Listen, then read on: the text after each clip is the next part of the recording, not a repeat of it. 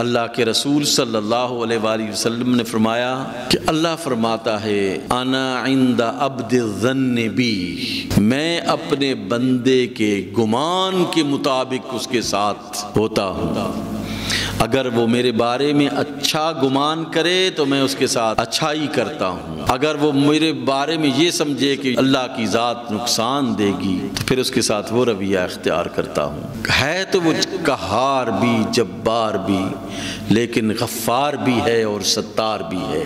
ہمارے اس کے قہار اور جبار کی طرف رویہ نہیں ہونے چاہیے، بلکہ میرا رب میرے گناہوں کو معاف فرمانے والا ہے، میرا رب میرے گناہوں پر پردہ ڈالنے والا ہے۔ یہ رویہ ہوگا تو اللہ اس رویے کے ساتھ ہمارے ساتھ سلوک فرمائے گا، وہ ہمیشہ ہماری ستاری فرمائے گا، وہ ہمیشہ ہماری غفاری فرمائے گا، وہ ہمیشہ ہمیں معاف فرمائے گا۔ میرا بندہ میرے بارے میں اچھا سوچتا ہے تو اس کے گمان کے مطابق میں ہو جاتا ہوں۔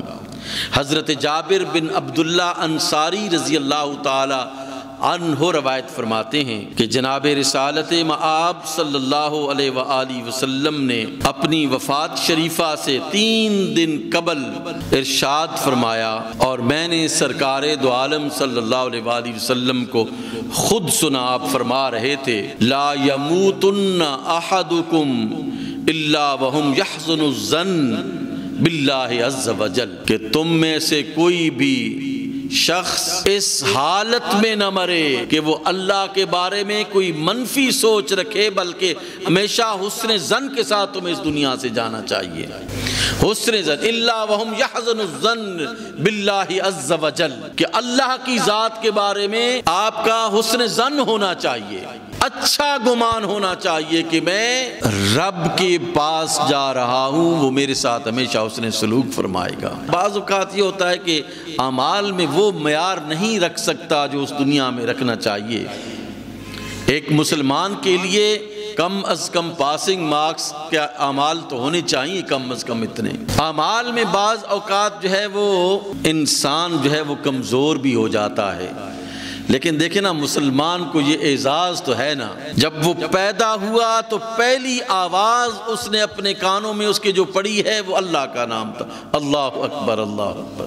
یہاں سے اس کی زندگی کا آغاز ہوتا ہے، اللہ اکبر سے اس کی زندگی کا آغاز ہوتا ہے، پھر وہ چھوٹے سے بڑا ہوتا ہے، بڑے سے بالغ ہوتا ہے، ہوتے ہوتے پھر اس کی زندگی اختتام کی طرف جاتی ہے۔ جب وہ دنیا سے جا رہا ہوتا ہے تو تب بھی وہ لا الہ الا اللہ محمد رسول اللہ پڑھتا ہے۔ پوری زندگی اس نے اللہ کی کبریائی زبان سے تو کی ہے نا، کم از کم چلے اعمال سے وہ کر نہیں سکا، لیکن اس نے ہمیشہ اللہ کی کبریائی کو بیان کیا ہے۔ اس لیے آپ ہر مومن کے بارے میں حسن ظن رکھا کریں کہ اور کچھ نہیں تو پوری زندگی لا الہ الا اللہ تو پڑھتا رہا۔ دیکھیں نا، یہ چیزیں بڑی میٹر کرتی ہیں۔ سرکار نے فرمایا کہ ایک ایسا شخص جو ہے جس کے دل میں ایک رائی کے برابر کے دانے میں کے برابر بھی ایمان ہوگا، یعنی لا الہ الا اللہ ہوگا، اللہ اسے بھی معاف فرما دے گا۔ ایک حدیث میں آتا ہے کہ تمام بداعمالیاں اس کی ہوں گی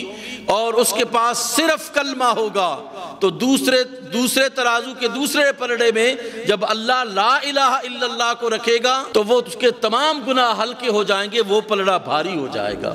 تو یہ تو اعزاز ہمیں حاصل ہے نا، یہ تو ہم بڑے فخر سے کہہ سکتے ہیں کہ ہم نے زندگی بھر اگر اس کی عبادت صحیح طریقے سے نہیں کی تو اس کے کسی مخالف کی بھی بات جو ہے وہ نہیں مانی ہے ہم نے زندگی میں یہ نہیں کہا کہ معاذ اللہ اس کے علاوہ بھی کوئی خدا ہے۔